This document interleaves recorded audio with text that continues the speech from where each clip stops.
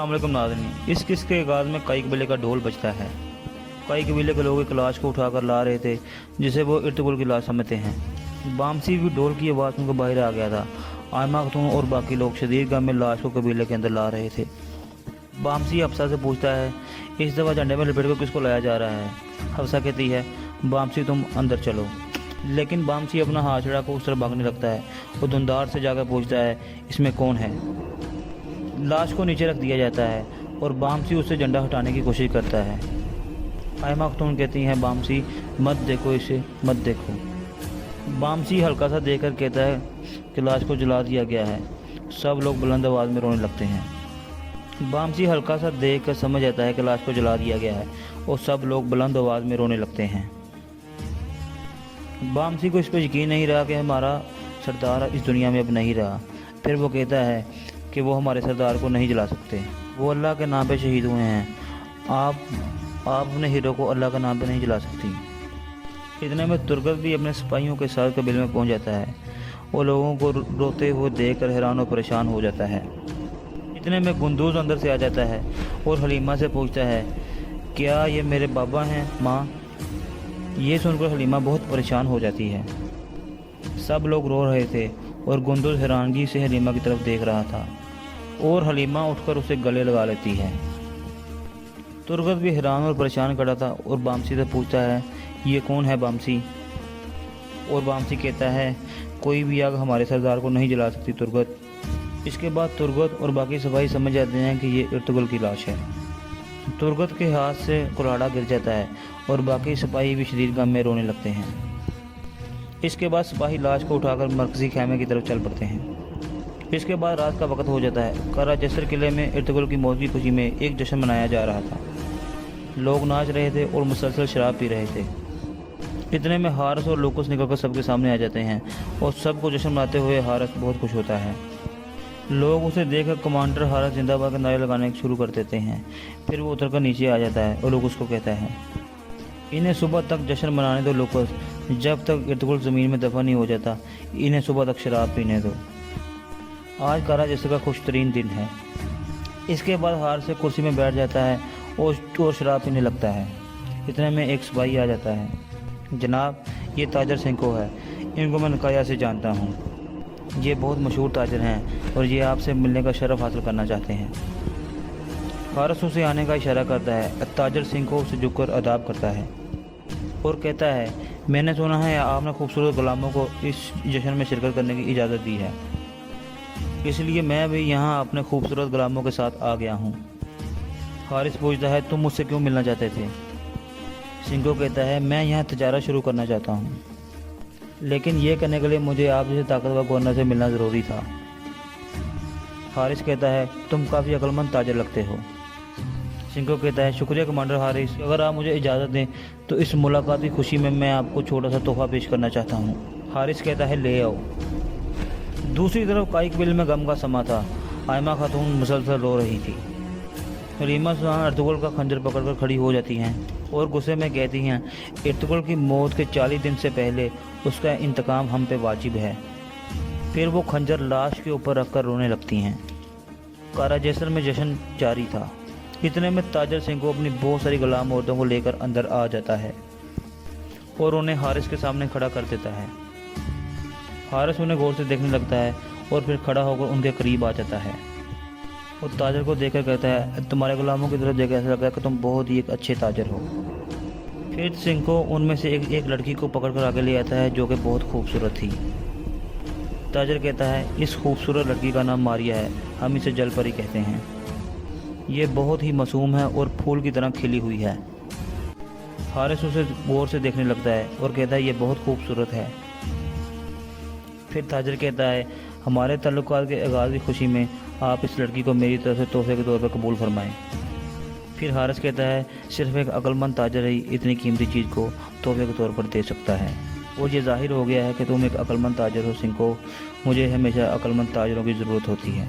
फिर हारिस लूकस को आवाज़ देकर कहता है, मेरे इस तोहफे को आरामदेह कमरे में ठहरा दो, ये कल तक आराम करेगी।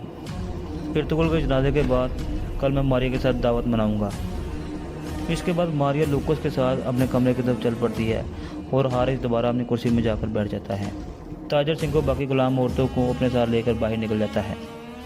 काई कबीले में इर्तुगरुल के साथी शफा खाना खैमे में अपने ज़ख्मी साथियों के साथ मौजूद थे और इंतहाई गम में मुब्तला थे।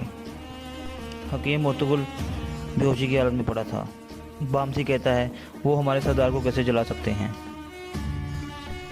बाकी सिपाही कहते हैं अब हम इर्तुगरुल साहब का इंतकाम लेंगे। तुर्गुल कहता है अब इर्तुगरुल साहब के इंतकाम के अलावा कुछ और सोचना हराम है। इर्तुगरुल साहब को दफनाने के बाद हम अपनी ज़िंदगी की परवाह किए बगैर मौत का सामना करेंगे और इर्तुगरुल साहब की मौत का इंतकाम लेंगे। तो ये हमारे कबीले के ऊपर वाजिब है और उनका कर्ज है।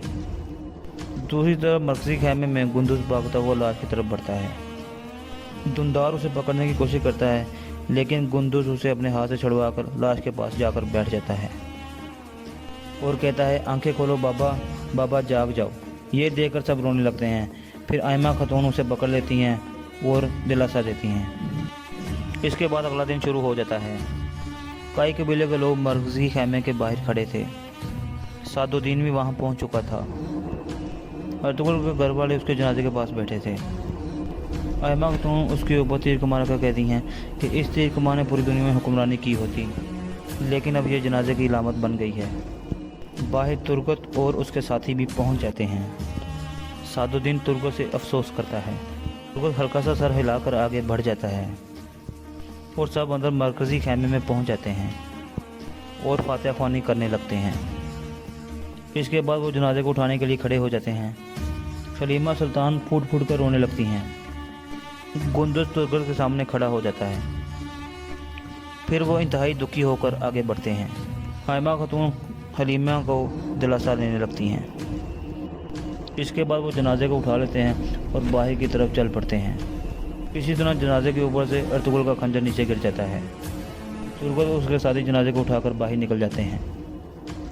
गुंदुज़ वो खंजर उठा लेता है और कहता है मैं आपका इंतकाम लूँगा बाबा, ये एक सिपाही का वादा है आपसे। बाहर सब लोग अल्लाह अकबर के नारे लगा रहे थे जबकि सादुद्दीन के चेहरे पे मुस्कुराहट थी। जनाजे को बाहर मरकज़ी खैमे के सामने रख दिया जाता है। एक मौलवी जनाजे की नियत करने लगता है। सब लोग कितारों में खड़े हो जाते हैं और जनाजा शुरू हो जाता है। जैसे ही जनाजा ख़त्म होता है एक तरफ हारिस भी अपने सिपाहियों के साथ वहाँ पहुँच जाता है। तुर्गत और बाकी लोग उन्हें हैरानगी से देखने लगते हैं। हारिस सामने खड़ा होकर अपना हेलमेट उतार देता है। तुर्गत जनाजे के पास खड़ा होकर जोश से कहता है इर्तुगरुल साहब हमारी तलवार टूट जाए और हमारे खून में भीग जाएं अगर हम आपका बदला ना ले सकें। फिर ये अल्फाज बाकी सब सिपाही भी बार बार दोहराते हैं और इर्तुगरुल के इंतकाम का अहद करते हैं। इसके बाद हारिस लाश के सामने झुककर बैठ जाता है और उनके सामने गम का ड्रामा करता है और फिर वो खड़ा होकर धुंधार से कहता है मैं यहाँ एक हिमसाई के तौर पर आया हूँ। मुझे आपके नुकसान का बहुत अफसोस है। इर्तुगरुल साहब एक बहादुर जंगजू थे और एक शानदार कमांडर थे। हम सब को इसका बहुत ही अफसोस है। मैं आपको बताना चाहता हूँ कि मैं हमेशा आपके साथ हूँ। फिर धुंधार कहता है शुक्रिया। फिर हारिस धुंधार की तरफ अपना हाथ बढ़ाता है। धुंधार भी थोड़ी देर बाद अपना हाथ आगे बढ़ा देता है। फिर सादुद्दीन हारिस को लेकर एक तरफ चला जाता है। इसके बाद जनाजे को दोबारा उठा लिया जाता है और वो सब कब्रिस्तान की तरफ चल पड़ते हैं। हारिस सादुद्दीन को कहता है इर्तुगरुल की मौत के बाद मुझे उम्मीद है कि सल्जूक रियासत अब सियासत को तरजीह देगी और तनाव कुछ कम होगा। सादुद्दीन कहता है इस इलाके की सियासत मेरे हाथों में है, तुम बिल्कुल परेशान मत हो। अब हमारी सियासत में तनाव नहीं बल्कि मुश्तरका मफाद को देखा जाएगा। हारिस कहता है ये सुनकर मुझे बहुत खुशी हुई अमीर सादुद्दीन, मैं भी सियासत का फल खाना चाहता हूँ। सादुद्दीन कहता है वो फल अभी पक कर तैयार नहीं हुआ, थोड़ा सब्र करो और मेरे इशारे का इंतज़ार करो। इसके बाद वो भी कब्रिस्तान की तरफ चल पड़ते हैं। कुछ देर बाद सब लोग कब्रिस्तान में पहुँच जाते हैं और मरहूम को ज़मीन में दफन कर दिया जाता है। गुंदुज़ इर्तुगरुल की टोपी कब्र के ऊपर रख देता है।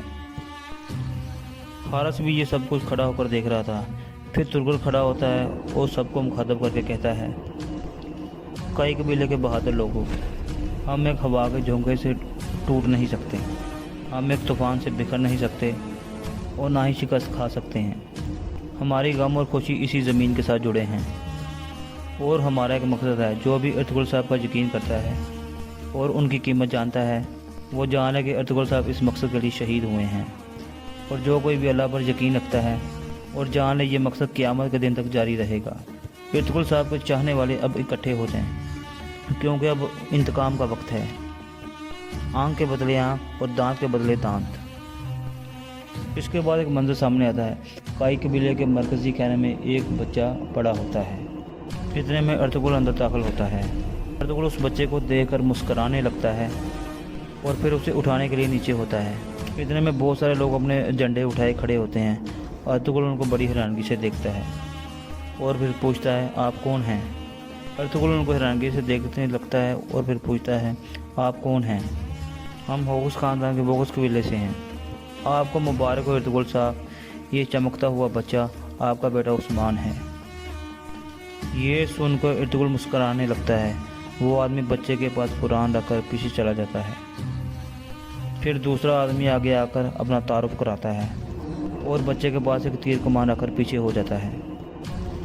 अर्तुगरुल नीचे होकर बच्चे को उठाने लगता है तो वहाँ खड़े लोग तब्दील हो जाते हैं और फिर एक आदमी कहता है, आपको मुबारक हो अर्तुगरुल साहब, हम गुजर ख़ानदान के गुजर कबीले से हैं और ये बच्चा आपका बेटा है। और फिर वो आदमी उस बच्चे के पास तलवार रख देता है। फिर एक और आदमी आकर कहता है, अर्तुगरुल साहब, आपका बच्चा जो फतवा दे के आएगा वो आपकी ही याद में है।